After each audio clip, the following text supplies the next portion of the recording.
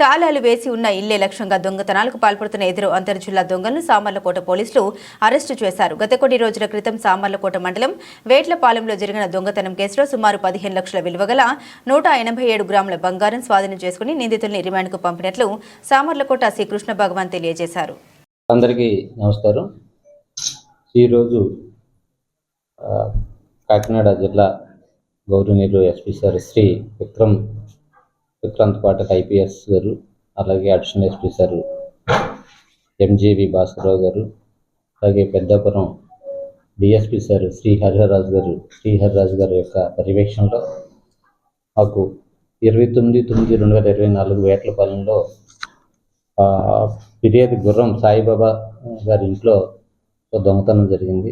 ఆ కేసులో మాకు ఇన్ఫర్మేషన్ ఉంటే ఆ ఇన్ఫర్మేషన్ ప్రకారం ఆ సామర్లకోట క్రైమ్ సిఐ గారు, మేము అందరం వెళ్ళి దానిలో వర్కౌట్ చేసి ఈరోజు ఒక 2 ముద్దాయిలను పట్టుకున్నాము. అయితే ఇది 2 ముద్దాయిలు కూడా అంతర్జిల్లా నేరస్తులు.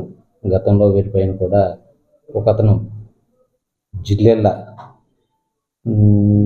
రాకేష్, అతని పైన ఒక 30 కేసెస్ ఆన్లైన్లోనే కనపడుతున్నాయి. ఇంకా కొన్ని కేసెస్ కూడా ఉన్నాయి. అదేవిధంగా చేపల కృష్ణ అతని పైన కూడా ఒక 30 కేసెస్ ఉన్నాయి. ఇప్పుడు గతంలో ఎప్పటి నుంచో కూడా ఈ నేరాలకి అలవాటు పడిపోయి ఈ నేరాలు చేస్తూ 29/9/2024 వేట్లపాలెం గ్రామంలో సాయిబాబా గారు వారు పక్క ఆ ఊర్లోనే ఇంటి దగ్గరలో ఒక చిన్న పరామర్శ ఉంటే మార్నింగ్ 10కి ఇంటి నుండి బయటికి వెళ్ళి మళ్ళీ 10:45, 11 లోపు ఇంటికి వచ్చేసరికి ఈ లోపు హౌస్ బ్రేకింగ్ చేసి ఆ ఇంట్లో ఉన్నటువంటి బీరువాలో ఈ బంగారు వస్తువులు సుమారు 190 గ్రాముల దాకా దొంగిలించుకుని చోరీ చేసుకుని వెళ్ళిపోవడం జరిగింది. అప్పటి నుంచి కూడా మేము ఈ ఎఫర్ట్ చేస్తూ మా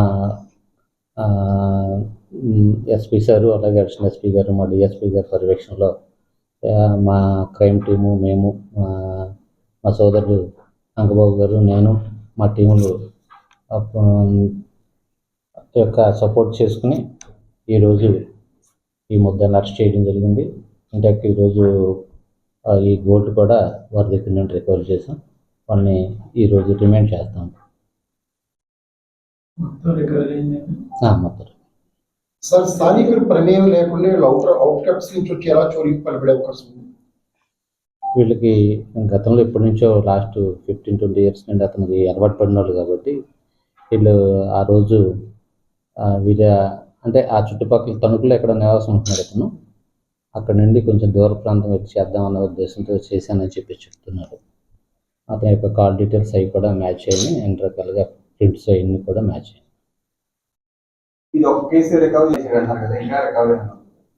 ప్రస్తుతానికి మాకు ఈ కేసులో మాత్రం కన్ఫ్యూజ్ చేశారు. ఈ ప్రాపర్టీని కూడా వేరే చోట అమ్మడానికి అని ఎక్కడికి వెళ్తుంటే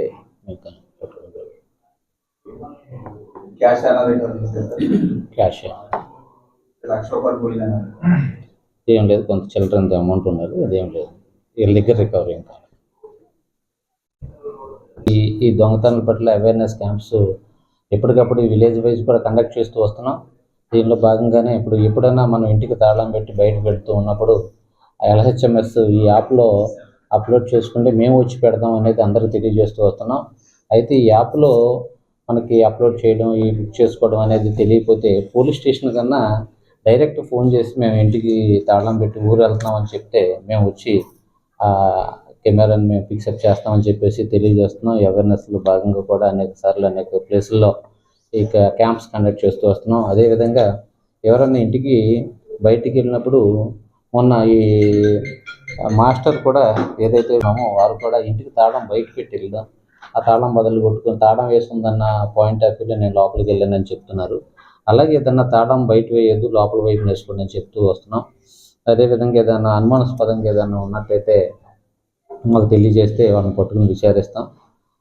అదేవిధంగా సాధ్యమైనంత వరకు ప్రతి ఒక్కరు కూడా సీసీ కెమెరాలు పెట్టుకోమని చెప్తూ వస్తున్నాం. సీసీ కెమెరా అవేర్నెస్ చేస్తున్నాం. వాళ్ళ యొక్క కెపాసిటీని బట్టి 4 కెమెరాలు, 5 కెమెరాలు కాకపోయినా 1-2 కెమెరాలన్నా కనీసం పెట్టుకోండి అని చెప్పేసి చెప్తున్నాం. దయచేసి ఆ, ఇంటికి తాళం వేసి బయటికి వెళ్ళినప్పుడు కనీసం ఆ ఇంట్లో విలువైన వస్తువులు ఉంటే ఆ వస్తువులని కూడా కొంచెం మనకి బ్యాంక్ లాకర్లో పెట్టుకోమని చెప్తున్నాను. ఇంట్లో అవసరానికి మించి డబ్బు కానీ బంగారం కానీ పెట్టుకో